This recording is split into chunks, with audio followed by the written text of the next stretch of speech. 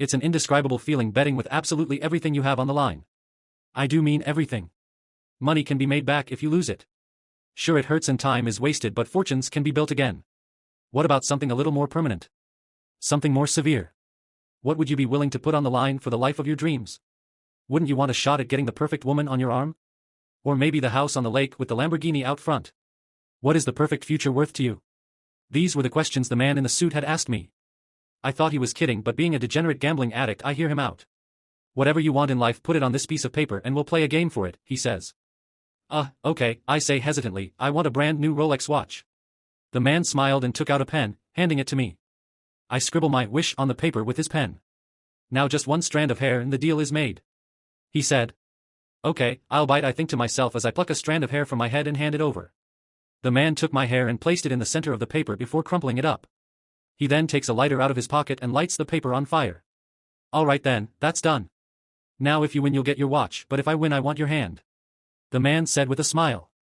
Whatever man, I'm getting tired of the gimmicks here and I just want to try out your stupid game. I say. He looks happily upon my enthusiasm. What game are we going to play anyways? You still haven't told me that part. What's your name by the way? Thinking back I realized that I don't even remember meeting this man. I was sitting in the bar the way I usually do on Saturday evenings before this. The last thing I remember doing is going out to smoke a cig. The game is a simple one and it is as old as time. His voice stops my thinking in its tracks. The most fair game you'll ever come across. I'm going to flip a coin and you're going to call it. His voice was gravely. His body had seen better years and the fronts of his teeth were yellow when he spoke. I agree to a game of heads or tails and up the coin goes. Heads. I say as the coin tumbles through the air. Plop. The coin lands in the man's palm. It's heads. Yippee. I won his street game. I'm filled with impish delight waiting to see how this con man was going to explain his failed trick. My smug look disappears as I watch him reach into his jacket and pull out a brand new Yachtmaster Rolex watch. The MSRP of which was at least $10,000. I'm in disbelief. I'm filled with a crazy rush. I just won my dream watch on some stupid game of chance. The rush feels amazing, but wait a second. My body goes cold and all of the hairs on the back of my neck stand on end. I breath slower as my mind races to make sense of it all. What exactly just happened? Why did this man who I don't know have the exact watch ID been yearning for my entire life in his jacket pocket? There would have been no way for him to know that I wanted that watch before making the bet. I look him dead in the eyes as he hands me the watch. Hey! I say, my voice quivering. Take it boy, you won it fair and square, he says with no emotion in his voice. I look at the watch dangling from his right hand and I reach out for it. I grab it and put it in my pocket without looking.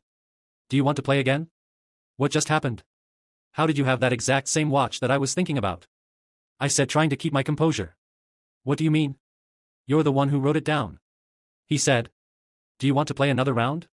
He reaches into his jacket and pulls out a piece of paper.